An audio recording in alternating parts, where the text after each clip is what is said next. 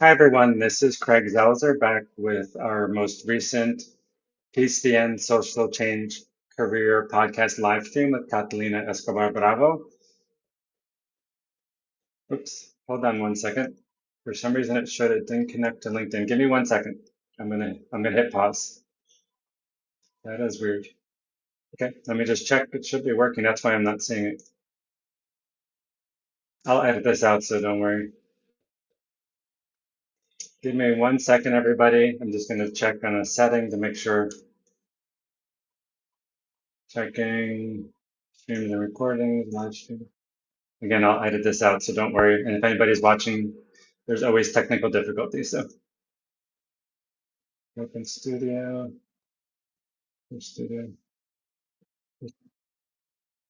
and just checking the screens.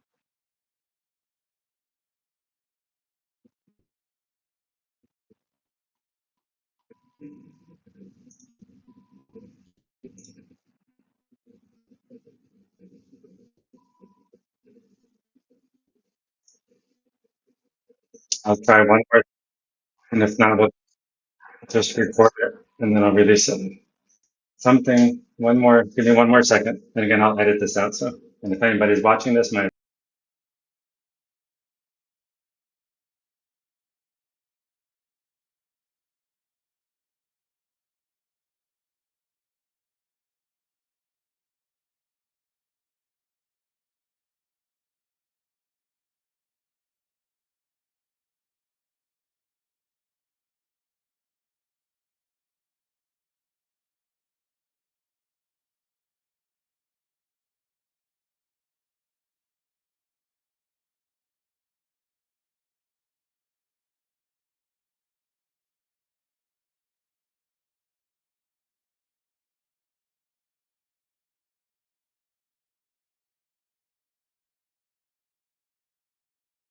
it might be for some reason the live stream is not working, but I think then let's just record it. And then I think what happened is the keys to LinkedIn expired on our platform. Like I have to renew it every 3 months.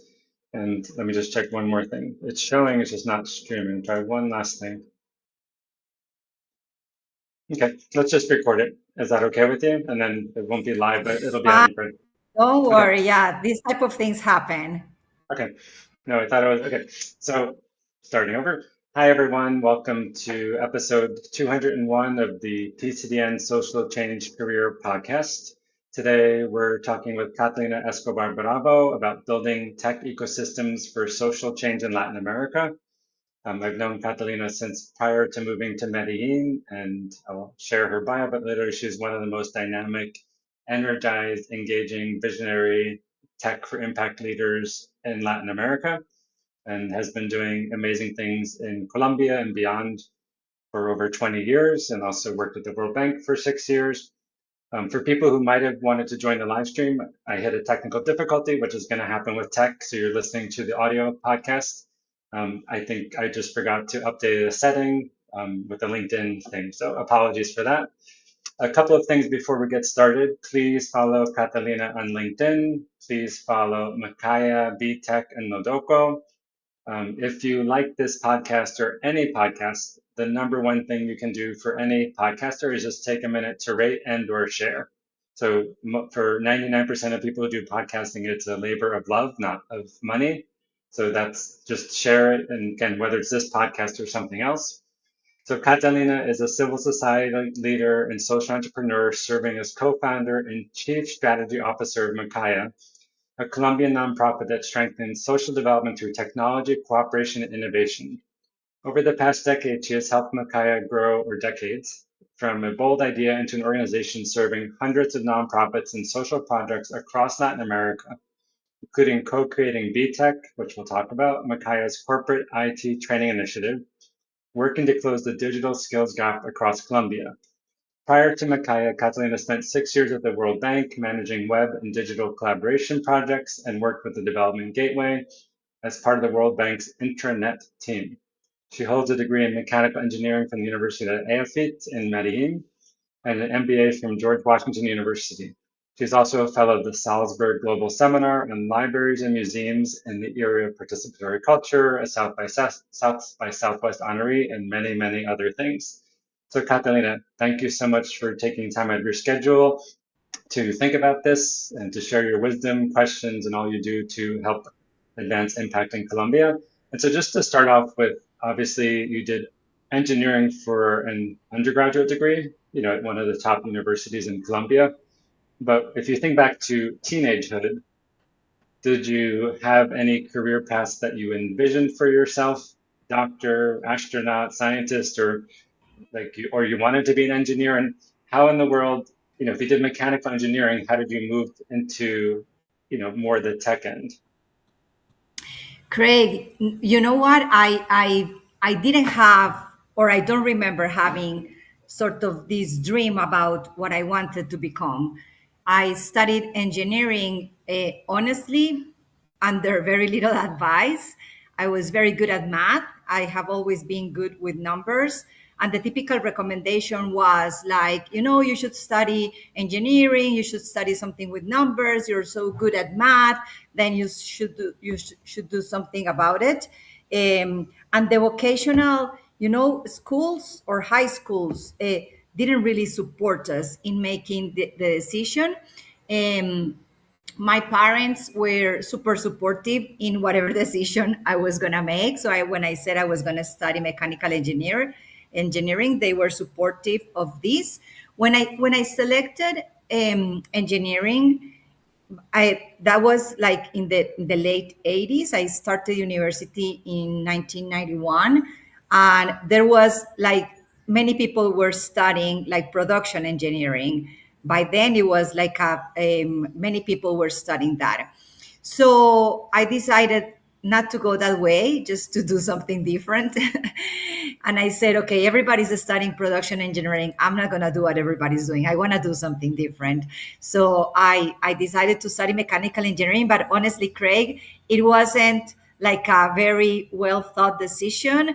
I just looked at the pensum. I thought that it was cool, that it was interesting.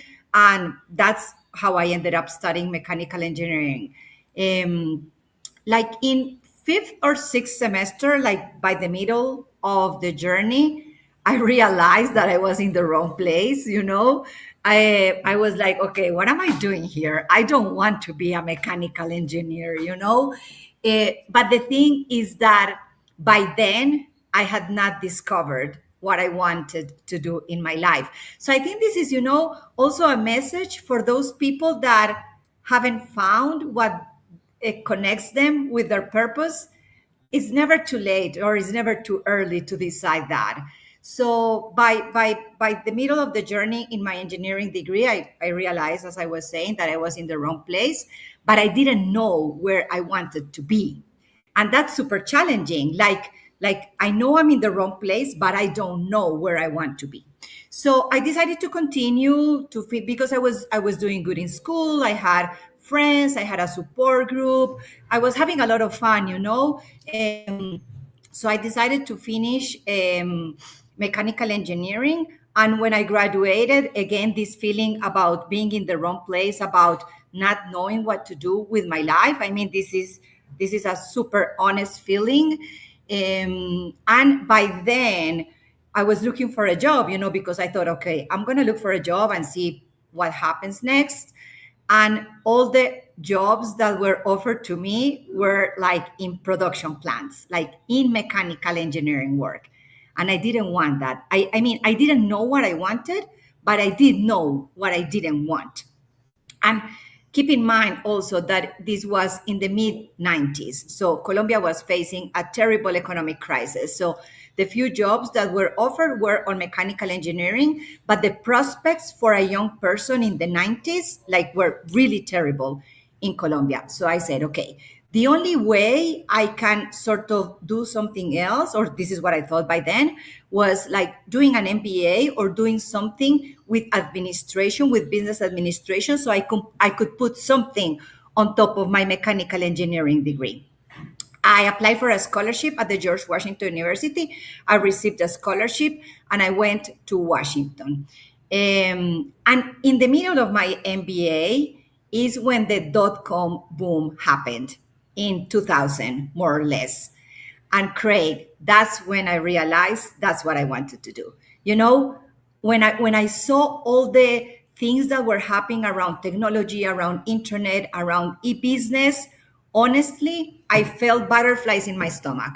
And I said, that's exactly where I want to be. So, long story, but to tell you, that's how I switched from purely a mechanical engineering degree to working in technology. And I'll tell you later how technology ended up being technology in social change. But that's exactly when I realized that I wanted to work in technology. I'm not hearing you, Craig. So I'm a few years older than you, but sounds like similar experiences. Like fellowships changed my life, and they've helped many people get fellowships. And so just two things there. So one, obviously, when I did my master's at Central European University, I started undergrad in '88, and I did my Remember, I was applying for masters or PhDs, like even finding how to get applications and like do everything. So just forgetting about how easy it is to find information now for people who are thinking about trying to find a scholarship, any thoughts about, and particularly getting a scholarship for MBA is very difficult. Some programs it's easier. So just any thoughts about, from Colombia, how did you decide on the location, the type of program, and then any insights for people these days who might be looking for fellowships? Oops, now I you had visited, yeah, I'm good now. Yeah. I yeah. had visited Washington about 2 years before I started looking for the MBA, and I totally fell in love with the city. And to me, it was like the perfect location because it was not too cold in the winter, because that was important for me. I had lived in Colombia all my life, so I was looking at a city that it was not extreme weather. Again, by that time, everybody in my community or in my friends was going to Boston. And I said, I don't want to do what everybody's doing. I think that's something that has always been permanent in my life, like not doing what everybody else is doing, always wanting to do something different. So I fell in love with the city, and I love the international setting of Washington, D.C. I've always loved like an international environment. So that's how I selected the university. It's a very good school, but it's not an Ivy League school, and that Mhm. was fine with me because I was sort of privileging other things. And of course, I needed a scholarship. So I started, as you were saying, like researching universities. By then was a totally different Yeah. story, connecting to the internet, looking at universities and things like that. And I applied to American University and also to the George Washington University. The George Washington University offered me a scholarship. And I think that for those people looking for scholarships, is like, I think is really look where you feel there's a fit in the university. Like, you feel that that's the right place for you. And also see what are the university's priorities in terms of scholarship.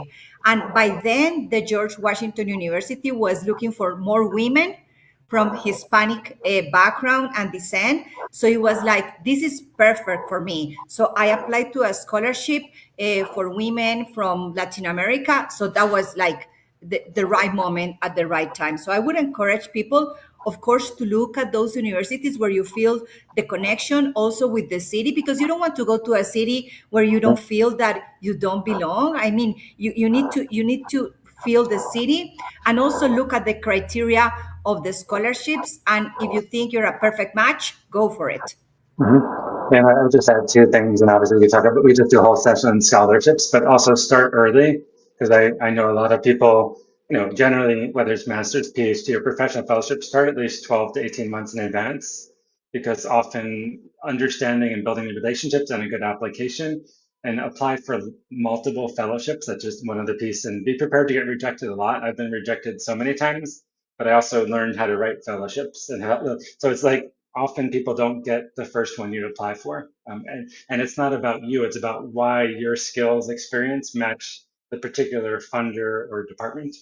So a couple of things here. I'm just trying to remember. Like I first heard about email when I did my undergrad, and I had a friend who worked in the engineering department. I mean, I did like economics and politics, and somehow I got access to their computers, and I had to pay like a little bit of money. And this is like 88, 89, 90. So I learned how like just use computers for writing papers. And then like I remember I lived in Hungary for 3 years, so I started using email a tiny bit. And I heard about the internet. I didn't get to use it till 95. So when you started to interface, with the, let's say, the upside of the dot-com boom before the crash, like what did you see, whether it was in your studies or talking to people in the DC area or, Silicon Valley, like what did you see as the potential? And when you started to think this is how you wanted to build a big part of your career, I mean, did you want to work for a Google or, well, Yahoo was big back then, or like when you started thinking about, okay, there's this technology component and you've got engineering and finishing an MBA, like, did you see a place, or how did you start building this pathway to really focus on civic participation and digital engagement?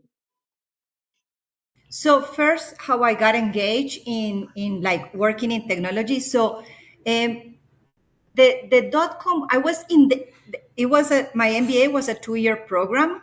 So I learned about the dot com boom in my first year. So I think that was really good, because then in the second year, I took as many classes as possible around around technology.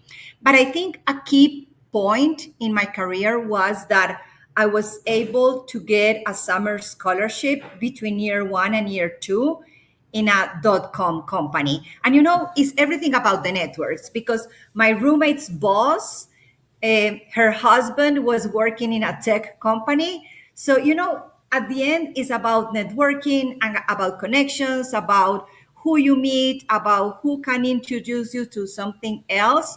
So I was fortunate that I was able to get sort of a step into this organization. So I did my summer internship with them, and then when I graduated, they offered me a job. So it was, honestly, it was relatively easy. So that's how I ended up working in this dot com company. I worked there for about a year or less than a year. Speed by then was a totally different. Actually, it's very similar to how it is today.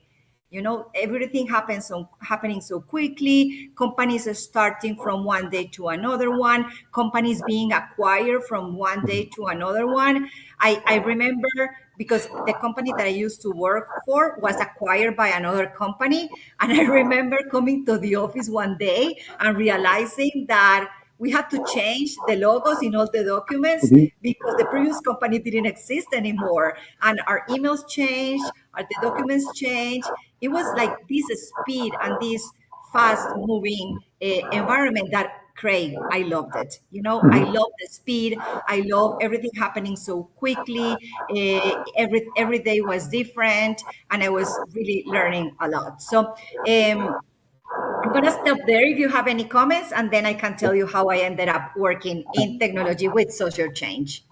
So two questions there. One, in terms of, and this is also a debate even in the age of generative AI and beyond, is going back to that point. Were you a coder? Were you someone who worked in tech, and did you do marketing or project management or sales, or did you actually know how to build the tech, or some combination of both? And then I'm just thinking back to when I first started using the internet, like, the world was, I think of it like the peace dividend in the early 90s, like we were going to hit this wonderful age of information abundance and opportunity.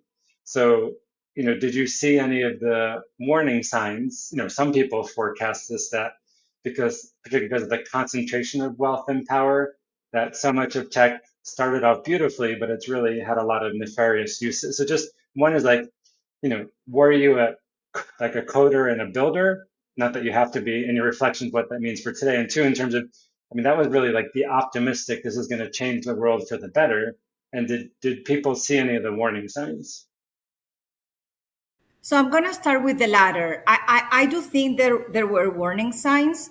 Many of my friends ended up working in dot com companies, but many of them ended up being laid off as well. because companies were starting without really robust, business plans and business models. So I think that those were the warning signs that it was just not uh, creating a company, it was sustaining a company and making sure that it was built on a good foundational from the business model and from the value proposition point of view. So I do think that there were early signs. Everything was so fast, and I think that yeah, I do think that many people were talking about that. Okay, this is gonna end sometime in the near future. So I do think that there were signs, and I think that it's something that we need to learn today to identify those signs. And I think the business principles, Craig, are never gonna change. I Mhm. mean, you can have the best technology in the world, but if it's not sustained under a real business model and value proposition, how good is that? So I Mhm. think that having a business that is really able to generate income applied 25 years ago, and I think also applies today. So I think the business principles are the same. So in terms of my role, I was something that still applies today, happily to say, and I was like a business analyst or a functional analyst. So for those people that don't know what this is like this person that sits in between, between the client and the technical team. So I would go to clients and understand what they wanted to construct, what they wanted to build, the business model. So I used to have all the client interactions and conversations, and then I would document everything, and I would go back to the coders and to development team and said, okay, our client is looking for a platform that is going to be doing this and this and this and this, and I had to detail everything to the minimum, because that's what coders would implement. And I think that role is still super important today. There's companies that have these people that interact clients and with coders. I'm realizing that the skills I learned 20 years ago, I'm using them today. Because Mhm. when I talk to AI, I need to be that specific, as I used to be 25 years ago, interacting between my client and the development team. And I love that job, Craig.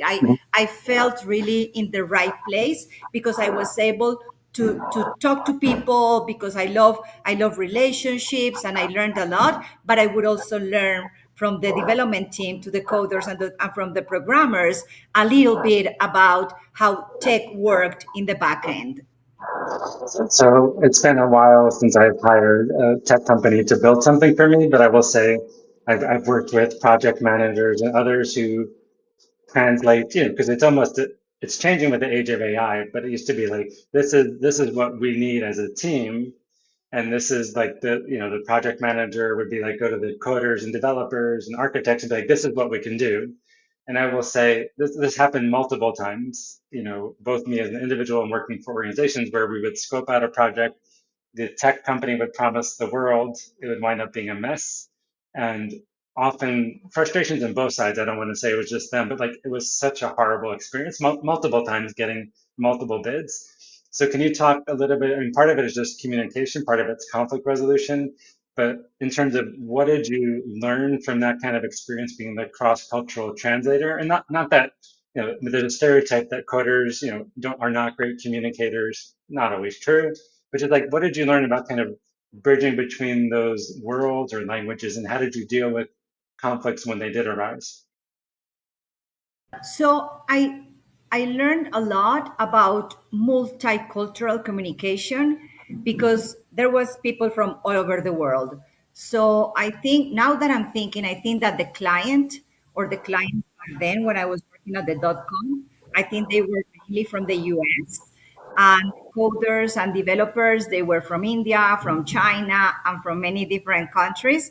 So I think there were many multicultural factors involved. And I think that having finished an MBA, so sort of get also like an immersion in the American culture helped me a lot. But also being from a Latin American country where I could understand the culture. For example, we have a lot of similarities with people from India. So I got along very well with people from other countries. And I think that helped me a lot. Um, I think that most of the challenges that I faced then was around like written English, is my second language. So I had to be super careful about how I was writing things.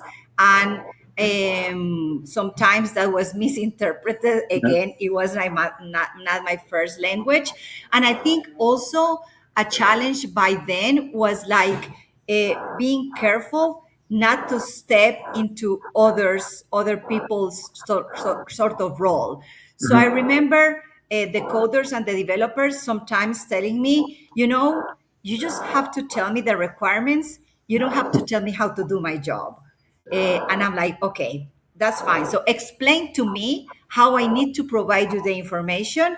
So I am exactly this right person between the client and between the developer. So it was sometimes back and forth, but I think I learned a lot around multicultural communications. And I learned a lot, Craig, about how technology works because I was super curious. So I would sometimes sit with the developers and I was like, I know this is not my job, but explain to me how this works, how you save information, how you get it from the website, how it's saved in the database and things like that. So I'm fluent enough with technology. I'm not a developer, but I understand how this world works. Okay. And then how did you go from, MBA to .com to the World Bank? Was it a connection? There was a job opening. You started as a consultant. And for a lot of people, and also like what you did at the bank. And I mean, I have lots of questions about that, but kind of like, how did you get there? And any insights? Obviously, it's, a number of decades later. So processes have changed, but and I still know lots of people who want to work at the bank, have friends there, but kind of your insights about, how did you get there? What did you do? And like the amazing aspect and maybe some cautions. Yeah, so I was still working at Commerce One. This is the name of the .com company. This was 2001. And we knew, Craig, that the crash was coming. Everybody knew. So going back to our conversation a few minutes ago, the early signs, everybody knew because business models were not fundamented like in Yeah. strong business. So we knew this was coming. So we knew that my company was gonna either close or lay everybody off. So we knew this was coming. When I knew this was happening, but I was at the beginning, I was not very concerned. And by then, again, a friend. So friends are super important in Mhm. career changes. So a friend told me about this group at the World Bank that was starting to incubate an idea around how technology was going to be good for society, not only for business. At the beginning, I said, you know what? That doesn't seem like the right fit for me. It's a very large organization. Maybe it's bureaucratic. Is you know what? I don't Mhm. feel really connected to that. So that was my first response to him. And I really and Craig, I didn't know anything about development, like nothing. Mhm. I mean, I felt comfortable around social issues and social matters, and I had volunteered here in Colombia, but I didn't know anything about development. So when the crash was imminent, when everything was gonna be the company, as I said, was gonna either close or we're gonna be out of a job. Uh, I called my friend again and I said, you know what, that job at the World Bank doesn't seem too bad for me. Let's go ahead. So I Mhm. interviewed. I was accepted at the World Bank. And then, in parallel to that, uh, Commerce One, which was the company that I was working for, they opened like a voluntary layoff process. So I said, you know what? I can be laid off now because I already have another job. So everything matched perfectly. But again, Craig, is the connections, is the networks, is talking to people, talking to your friends, letting people know what are your ideas or what you want to do. So I ended up working at the World Bank as a consultant initially with this group that, as you said in the intro, the Development Gateway. So it was like an initiative being incubated within the World Bank inside the technology division. And what we do, we were a team from people all over the world, and we were doing pilots and projects and conversations and discussions about how technology was going to be good for development. And I led the communities and the grantees in Latin America. And again, this was in 2001. So the internet was just getting started in Latin America, and I learned a lot. And actually, when I came back to Colombia, and some of MAKAIA's partners were those companies, they were organizations that did. So that's how I ended up working at the World Bank. And you know what? This was like a key point in my career as well, Craig, because I was super happy working with technology. But when I started working at the World Bank, is when I made all the connections and I realized that technology was meant to be good also for society. And again, I felt in the right place, working with technology for social change matters. So a career question here. You've mentioned this a number of times, the importance of connections and friendships. And I'll say my wife, also named Catalina, different Catalina, we met in graduate school, and she used to say, like, DC has a particular work culture, not everybody, but it can be very transactional.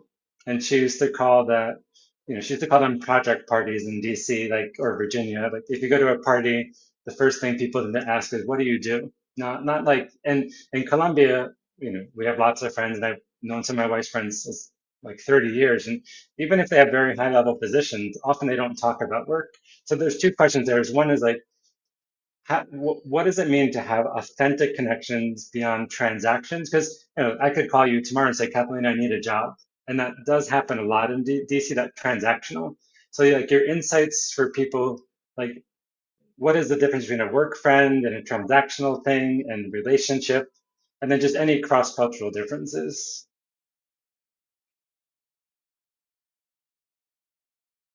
Oops, I lost you for a second. Go ahead. No, yes, Sure. I had never thought about it that way.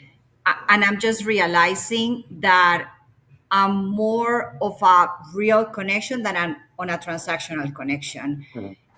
And when I think about those friends or those connections that helped me advance in my career, were not transactional.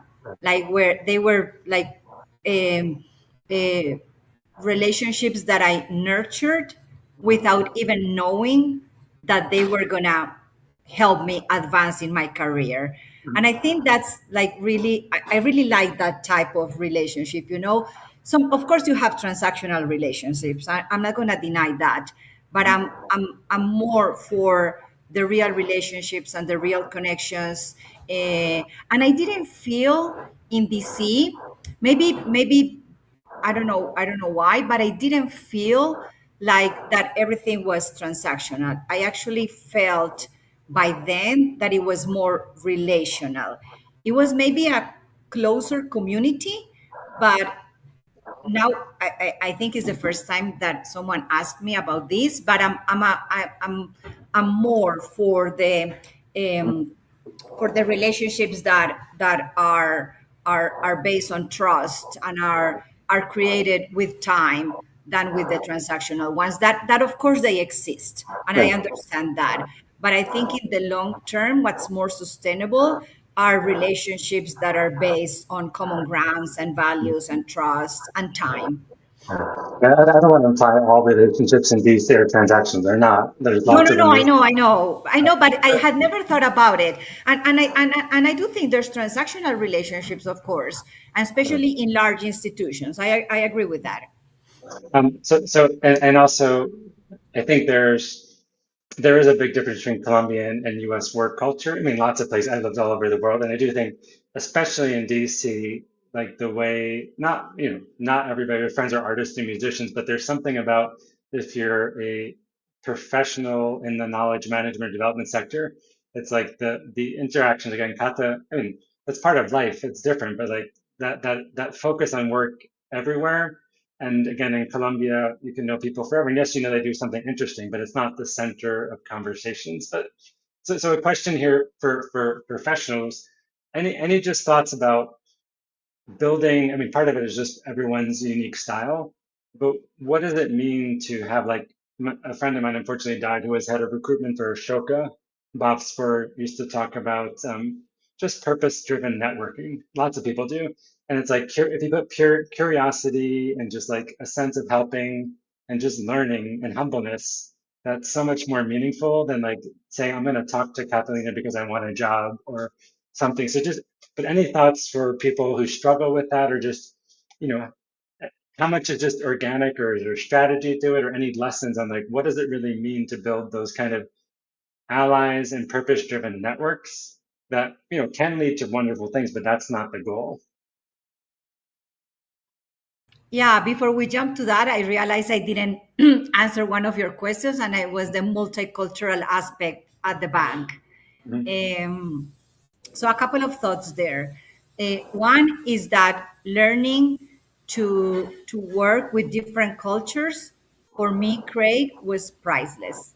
With people from Eastern Europe, from Latin America, from the US, being able to communicate with people from different backgrounds sometimes was super difficult, but at the end is a huge learning process.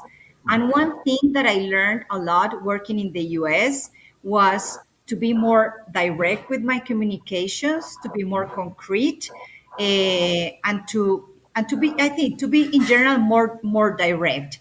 And I think that shaped a lot about the way I work today and the way I communicate today. So on building relationships and any advice on that, um, to me, I think is do everything that feels genuine for you. And I learned this working at the World Bank, because when I was working there, I was like focused on my job, on my things, and then someone told me, you know what, you also need to start talking to people just to learn, or maybe to look for new opportunities. But to me, transaction never comes first. If there's going to be a transaction in the relationship, it always comes second, or in the future, or it might never come.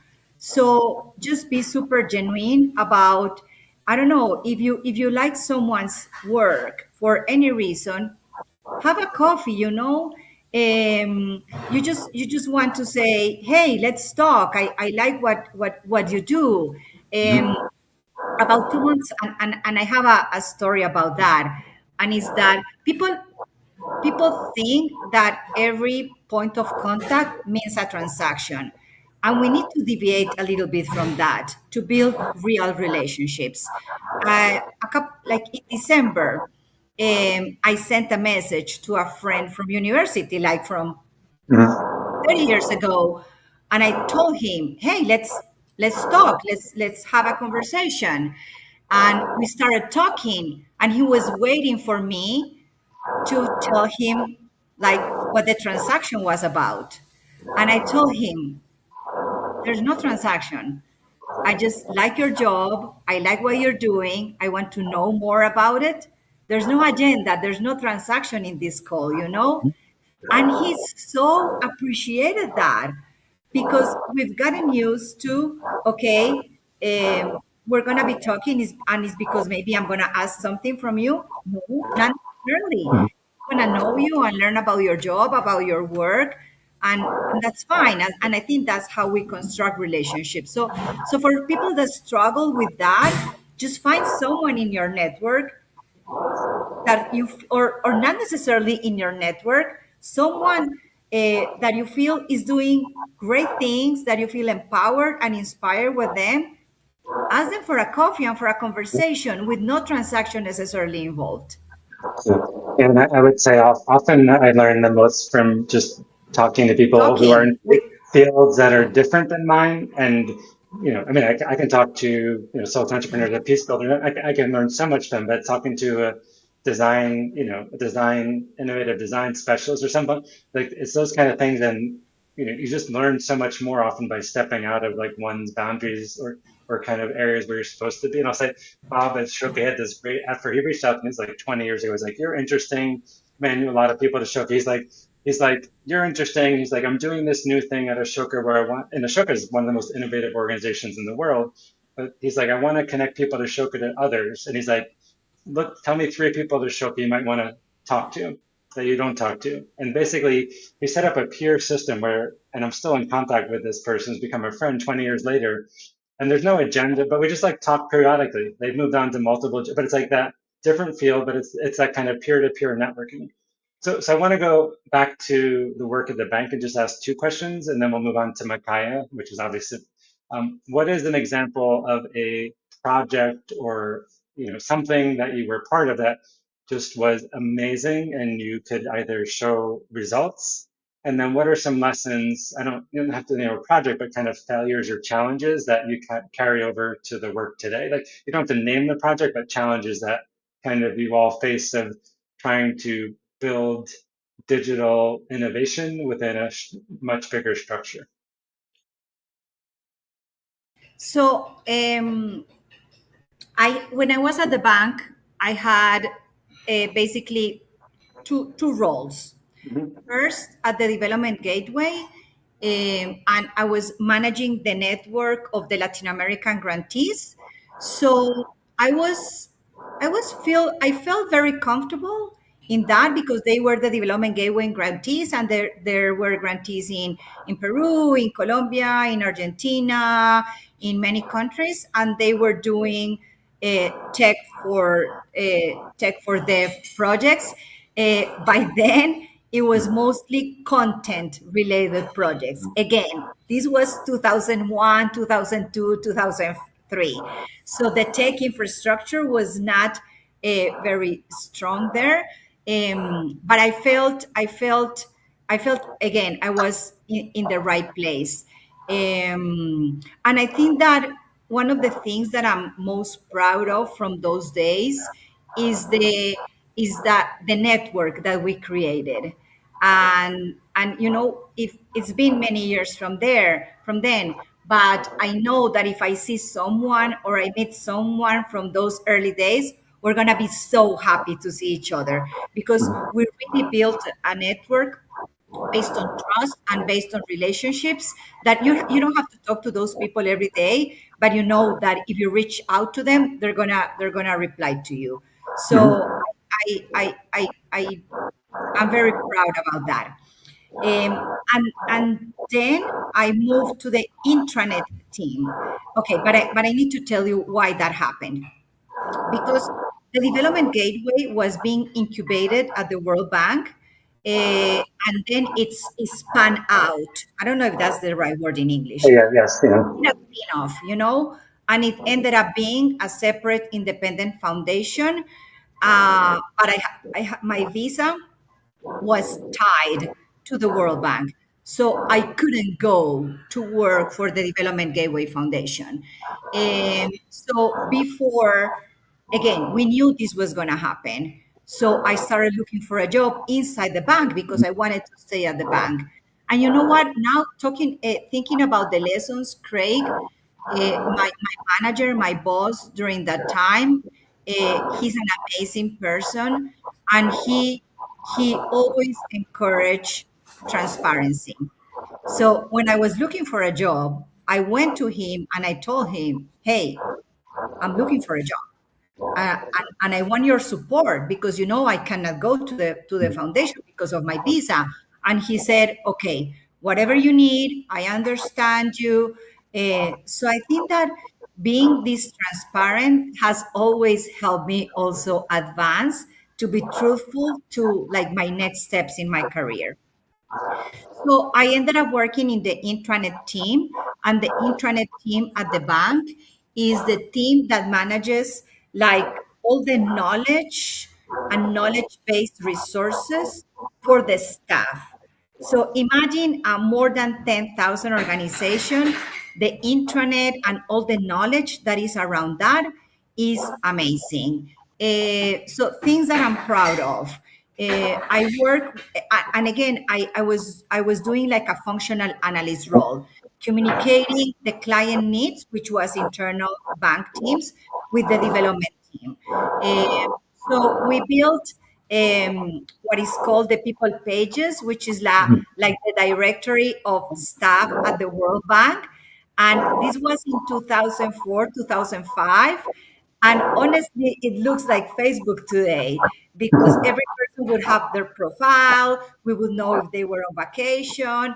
Again, this was 20 years ago. So it was very innovative at that time. And we created a couple of platforms for internal bank staff. So again, intercommunicational skills, working with people from all over the world. My manager was from Spain, but my team was from the US and from India. And in terms of challenges, those were the challenges as well, Craig. Communicating with people from so many different cultures was super challenging. And by then, managing time differences was also super challenging because part of the development team was in India. So we would have to have calls, I don't know, like at 5 in the morning or 7 at night. And it was not like this, it was over the phone. So because when you have the person on the screen, you can see like the nonverbal communication, or I think that the language becomes easily to understand. But when it's only over the phone and when you're not a native English speaker, it's super challenging. So I also learned there. I also learned, to be again transparent and to say, can you repeat that? I didn't understand that. Let me see if I'm understanding what you said. Because again, so in a call, there could be people from the US, from India, from China, from all over the world, and it was over the phone. Um, so those were the type of challenges that I think I'm still learning, or putting that into practice every single day in my work too. Yeah, it's amazing. My son is younger than your kids, but just to think about digital communication in general. And when I moved overseas in 1990, I had a calling card.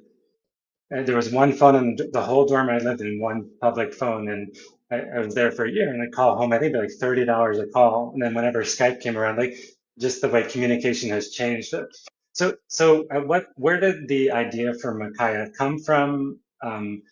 We've talked in the past, you've told me like the name of the word, and then some people would say it's crazy to leave like a global institution and with status and salary to go back to your home country. And so a little bit like, how did MAKAIA originate, and like what did you start off with? Did you have projects? You had some funding, and then if you had to summarize, obviously not you can't say all the amazing things that you and the team do, but what has been the transition period as technology has changed over the past 20 years? Yeah, so this is a great story. So when I was still in Washington D.C., I have these two friends, and we always said, you know what? When one of and they're also from Colombia, so we always said, okay, you know what? When one of us returns to Colombia, let's do something. Let's give something back. Let's create something. So it was part of our daily conversations. And so in 2004, My husband and I, he's also Colombian. We actually met in Washington. We decided to go to France 1 year because he wanted to do his MBA. And we decided that after France, we would come back to Colombia because we already had one baby, and we said, okay, you know what? It's let's go back to Colombia to raise our family in Colombia. And I had my second son while living in Paris, but so with these friends, I called them one day and said, you know what? My husband and I, we have decided to go back to Colombia. We're going to France for 1 year. And after that year, we're going to go back to Colombia. This idea that we have had about creating something, let's make it real. Let's think about what we could create in Colombia. I was still working for the World Bank. So we started over the weekends, just meeting and thinking about things that we could do when I would come back to Colombia. It was like brainstorming business ideas and things like that. When I went to France, my boss at the World Bank, he let me work from the distance. So I've been working remotely since 2005. And I was like a pioneer at the bank, like working 100% remotely. My team was in DC, part in India, and that facilitated the communication, but I was in France. So I was still working for the World Bank as a consultant. For a little bit I was a staff, and I had to become consultant again when I went to live in France. So going back to the story, with these two friends, we started thinking, and we thought that we could create a network where investors and small businesses could connect over the internet for investing opportunities. So we worked in this idea for about 1 year, basically all the year that I was in France. We built a business plan, in paper, it was the perfect business plan.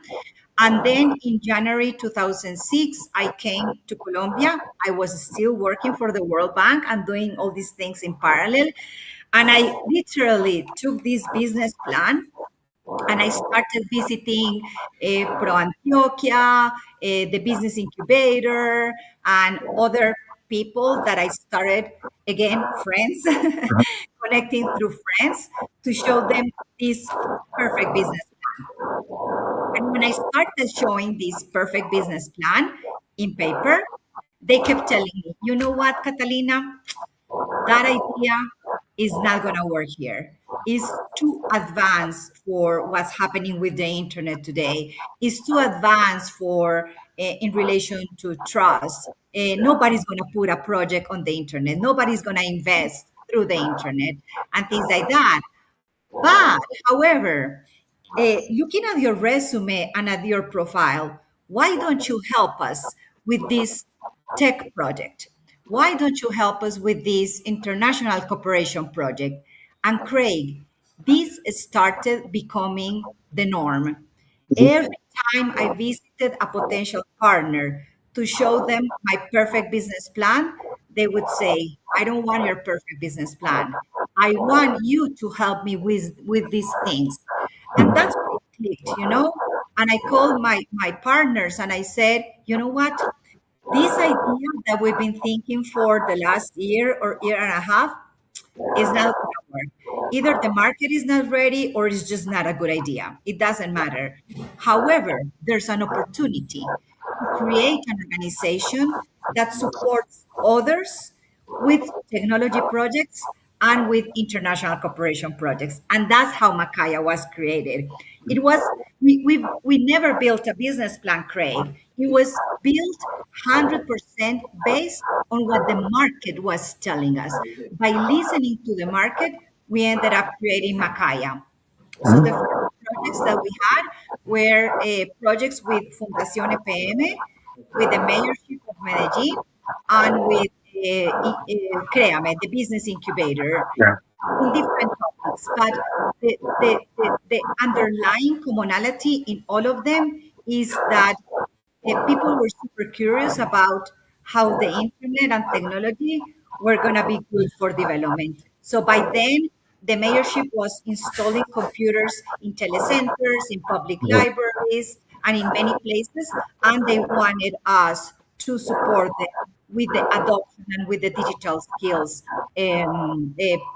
projects that would support the installation of the computers. So that's how we ended up creating Mhm. MAKAIA based on a real market need. And I'll tell you later about how we have evolved over time the use of technology. Yeah, there's just one very quick story. I've started a few organizations or co-founded, but we were doing our PhD and we had a professor that someone asked them they need someone for some work, and he passed it along to us. We had no business plan. We were all friends, so we created an organization to respond to that project. And then, what I wound up being my job for like 7 to 8 years still exists. I'm on the board, but it's like there was no master plan. It's just like that's what the market was asking for. Can you explain to others what MAKAIA means? So how did the name come, and at what point did you formalize it? Like how much was you came back and just started doing things, and when did it become something formal? Yeah, so Makaya means to build or to construct, which is an indigenous language from is to build or construct in Miskito, which is an indigenous language from Central America. And the way we decided on this name was that since Makaya was created based on listening to the market, we didn't want a name that would tie us to something. So we didn't want to be, I don't know, the organization for tech, for development, whatever. So we wanted to find a name that would allow us, to change if we needed to change. And we said, okay, let's look for an indigenous language in Colombia, something that really means something. Again, this was 2006, so information is what it was not as available as it is today. So we started looking in indigenous Colombian languages to see if there was a word or a name that would resonate with us, and we didn't find anything.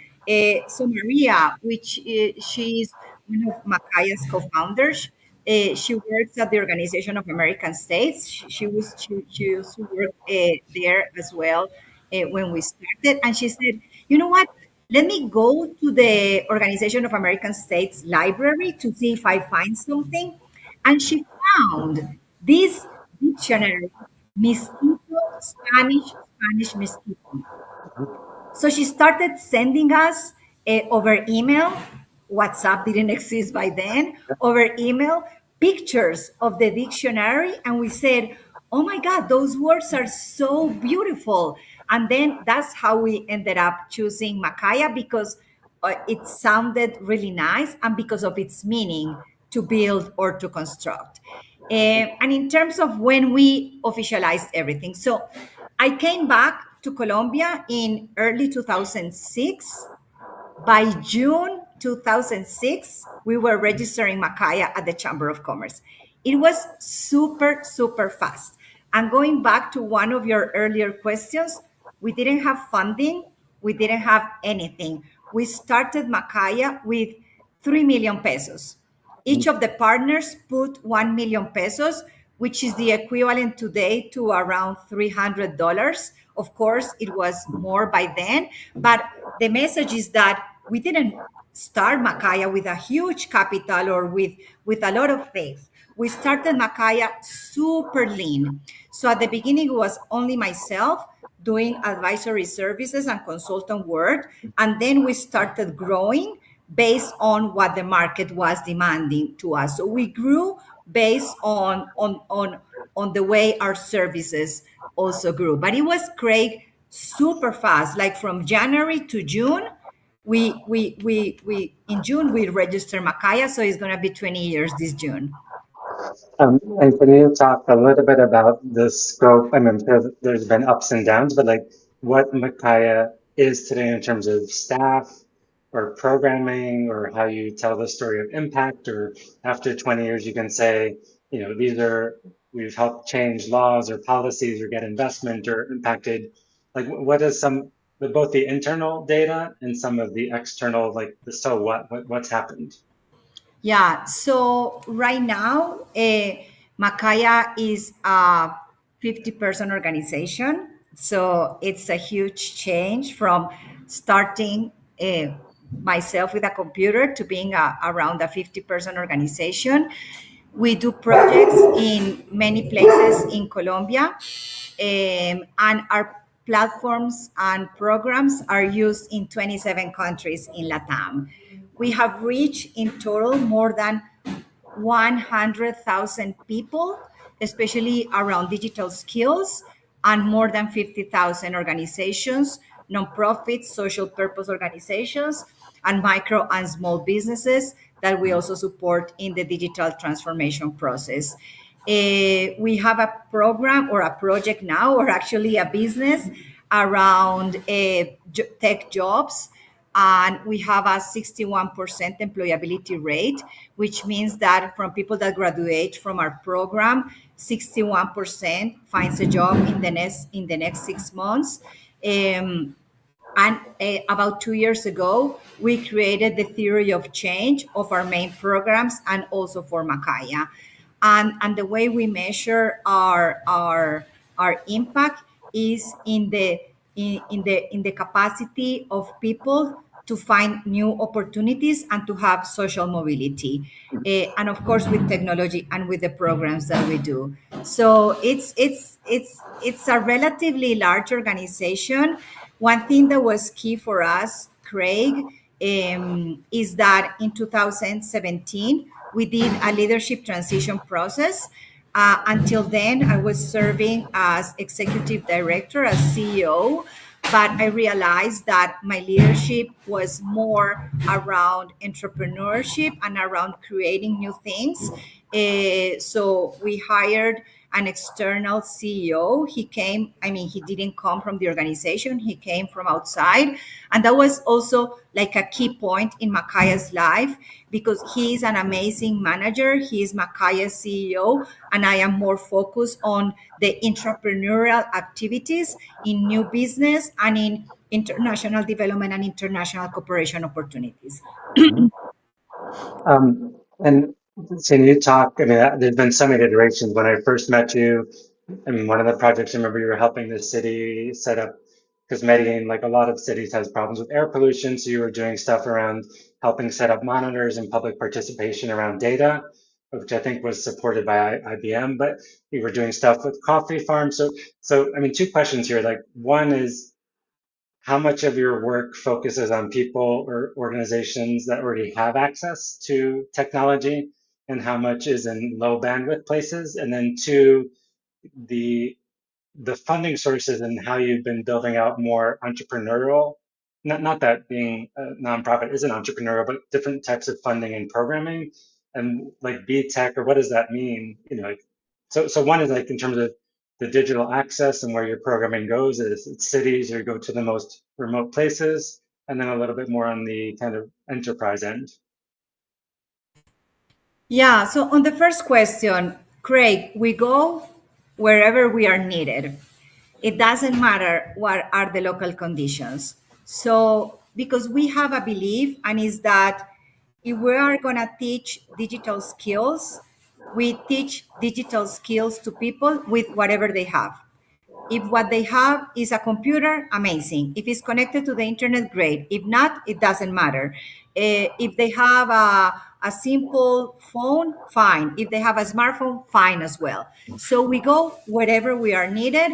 High bandwidth, low bandwidth situations, it doesn't matter. Actually, by working in low bandwidth context, we have been able to create amazing programs that don't necessarily rely on internet, because you know what, we have thought that technology and internet are the same, and they are not. Technology can be using a little motor or a sensor, or working in robotics or electronics and things like that. So we think about technology in a holistic way, and that also has allowed us to go, to the coffee growers locations, in some of them with absolutely no connectivity. So to your first question, we go everywhere and we adapt our methodologies and our processes to the local conditions, because we don't we shouldn't expect perfect local conditions, to do something, because that's never going to happen, especially in a country like Colombia, where the access to technology is so unequal. So we go everywhere. And in terms of the funding, so okay, so MAKAIA is a nonprofit organization. And as you say, it doesn't mean that it's not an entrepreneurial venture. Actually, it takes a lot of entrepreneurship skills to build a nonprofit. So MAKAIA is a nonprofit organization. And MAKAIA has about 45% of our income is from self-generated sources, which means courses, classes, advisory services, access to Nodoka, which is our international cooperation platform.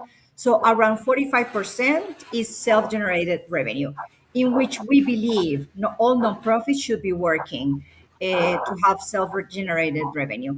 About 5% is donations that we receive mostly through global giving, because we have a couple of projects in global giving. And around the other 50% is through international or national grant making, mostly international. So we have funding from private international foundations who support our programming. So that's how we are structured from the income and revenue generation point of view. And where does become BeTek comes into place? So since around 2018, we made a strategic decision. It was around the same time that I stopped being the executive director, and it was about MAKAIA's long-term sustainability. And we realized that as a nonprofit, we couldn't always rely on international development funding or in donations and things like that. And by then we decided, okay, MAKAIA should in the future own profit businesses, also with us with social impact. Of course, we never want to lose the social impact component, but MAKAIA should become more than a nonprofit. MAKAIA should become a group of organizations driving social change with technology, whether it's through a nonprofit unit or methodology, or through a for-profit methodology. So that's why in about 2 years or 2 years and a half ago, BeTek, which started as a pilot within MAKAIA, became a separate independent organization for profit, owned by MAKAIA. And in the future, what we expect is that BeTek, through market-driven economics and services, can also provide revenue to MAKAIA, so MAKAIA can serve its social purpose. So it's like using the forces of the market to drive social good. And we also hope that in the future, tech is not the only business we create. We hope to create other businesses that can help drive revenue sources, like our own revenue sources, to the MAKAIA ecosystem. And the tech, as I said in the it's an organization that is building tech capacities in corporations and is building the tech skills among micro, small, and medium businesses, which we believe is key with everything that is happening with technology, and the work of the future, and the future of work is key for organizations to train their internal teams in everything that is related to technology. And for someone or a company employee who might be listening to this in 6 months or 2 years, so is BTech just in Colombia, and is it open programs or it's customized for each type of client? So we have both. We have programs that are customized for each client, but the client can be anywhere, because most of our methodologies are virtual, online, live, synchronous methodologies. And we have become really good around teaching face to face, but online. So we have programs that we customize for every business because every business is a little bit different, Mhm. but the underlying methodologies they're all the same. And we also have programs for people that want to either work in technology as a first job or that they want to switch careers to technology. So we have open programs that start every month or every 6 weeks. And actually, we're starting a cohort in Peru. So our vision is to go basically all Spanish speaking Latin America because, Craig, there's no boundaries, if you think about it. With Spanish, we could go anywhere, and eventually in the future with AI, we could also be teaching in other languages. But right now, everything is in Spanish and open to anybody in Latam. And how would you say, because there was this coding camp boom for a while, that everybody, General Assembly and everybody was starting them. So a bunch of them have failed, but some have succeeded or at least sustained. Now they've gone into all sorts of AI. It's not just front and back end or graphic design, but what would you say is the, maybe not unique, but what differentiates MAKAIA? If someone, whether it's individual or business, is considering upskilling, like what is the pitch? Why MAKAIA versus, X or Y company? Yeah, I think that we put into BeTek MAKAIA's 20-year experience in teaching technology. So we really teach things that are difficult in a very simple way. So I think that's one of the driving factors and that differentiate us. The other thing, Craig, is that we're constantly evolving the curriculum. So what we're going to be teaching in 1 month, I can assure you that is different to what we're teaching today because we're permanently talking to the businesses and to the corporations to understand what they need, and then we adapt our methodologies based on the market. And our teachers and trainers, they all work in tech. So they are people that are applying technology in their day to day, and they are always up to date about the latest trends and technologies. And I think I should also say this: we have an inclusion lens that is very important to us because we also have scholarships for people that can't afford a career in technology. And this is thanks to the international donors that we have. So we also have this inclusion lens where we also teach people that are starting from scratch, show them that it's possible to have a career in technology and that a career in technology is the greatest economic and social mobility opportunity because of the opportunities that are out there. So we also have this inclusion component that is super significant for us. Mhm. And I could tell you hundreds of stories of people that have changed their lives through our programming.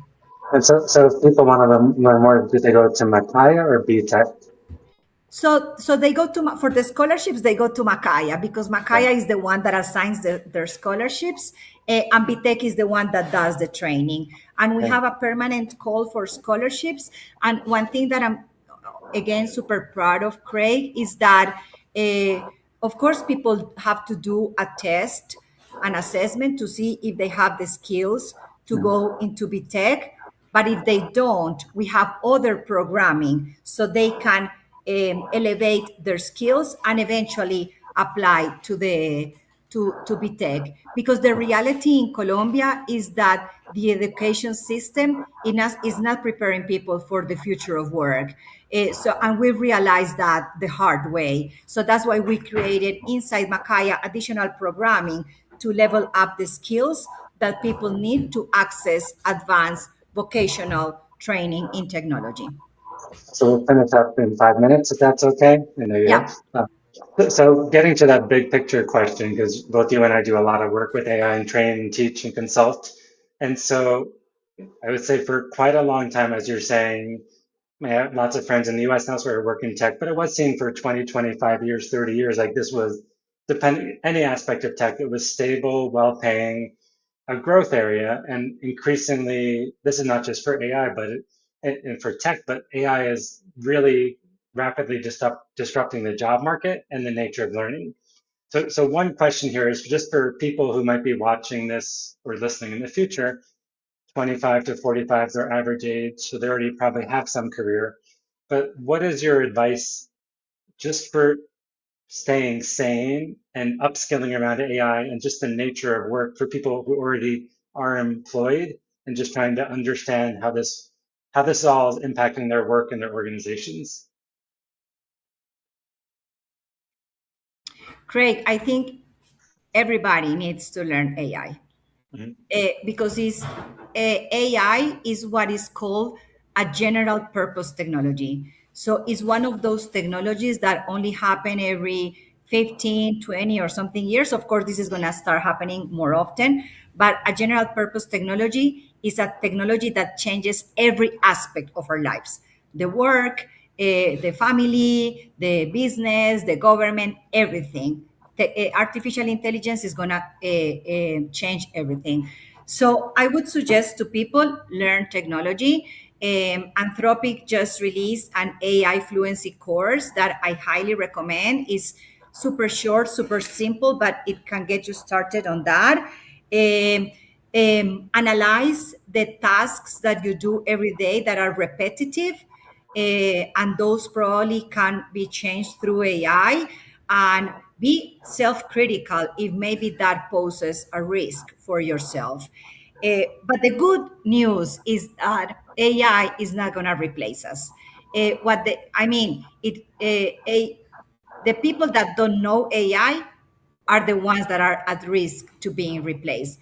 But if you are able to incorporate AI in your work, that's amazing. And AI is never going to change or is never going to replace your human, your creativity, your critical thinking, your analytical skills, because whatever AI produces, you still have to discern, you still have to analyze it, you still have to decide upon, and it's never going to replace your face-to-face interaction. So I think everybody should be learning AI, because I do think, Craig, that is changing the way we work, we communicate, but it's our co-pilot. Is mhm. we are always in the driving seat. And that's something that we really, really need to change. And I think we should all be analyzing our day to day and see how can AI elevate us and help us save time, save resources, and things like that. But it's going to change everything that we do, and it's going to change the future of work. I truly believe in that. Is there, and at the policy level, do you as an individual, I don't want to say for MAKAIA, because it is rapidly changing learning and nature of work. And I was just watching a video this morning about self-driving cars. It's becoming more prevalent in the US, and 1 million people drive for a living. And so some sectors, just like I worked as a typist, a temp typist. I was a great typist. I'm a really good typer, but I do almost everything by voice now. But I'm curious, like, is there any policies that you recommend that cities or governments think about as they're trying, or educational systems, to but make sure that AI is not going to be exploitative, and also, for jobs that are going to be rapidly disrupted or set. I mean, a friend of mine worked, Columbia has a big call center industry. That's going to be totally devastated. Um, you know, Totally. like for sectors where those jobs are not going to be, like, anybody getting it right at the policy level. Um, Craig, we have to realize that technology advances faster than policies are emerged. So I think that that's something that we need to consider. But things that concern me, the ethical considerations, of course, as any technology, AI could be used for doing great things, but also could be used for doing not so great things. But this has happened with every single technology. So at the end, is the same with all technology. So I'm concerned about ethical considerations, about the misuse of technology, about the transparency of when things are done or not done with AI. And I do think that those jobs that are, again, repetitive or easily automated, I think that people should be learning AI to either reskill or upskill, because is a trend that is here to stay, whether we like it or not. The other thing that concerns me, and we're working on in MAKAIA, and I think policies should also be thinking about that is the wealth concentration. It has been documented that AI is concentrating wealth, and when wealth is concentrating, it means that poverty might also be concentrated.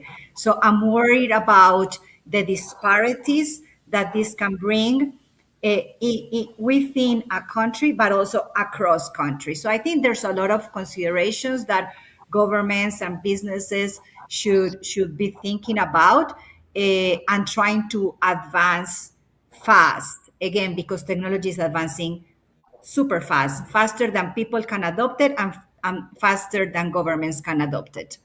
Yep. So last two questions. One very simple. If people want to follow your work, I mean, MAKAIA, go to the website or contact you. Is LinkedIn the best, or where do they go just to understand things Yeah, you're doing? LinkedIn is the best way. I'm sure the link is gonna be here in the Yes. post. So yeah, LinkedIn is the best way. I publish things constantly about technology, about future of work, about international cooperation. And lately, Craig, I'm super passionate about longevity and the silver economy. So you're gonna see me also publishing things around that. So yeah, LinkedIn is the best way. Okay. And then last quick question. Any favorite news sources that you go to, whether it's technology or AI or silver economy, like just that you go to podcasts, websites, blogs, just that help you kind of provide a different perspective that you might recommend to others?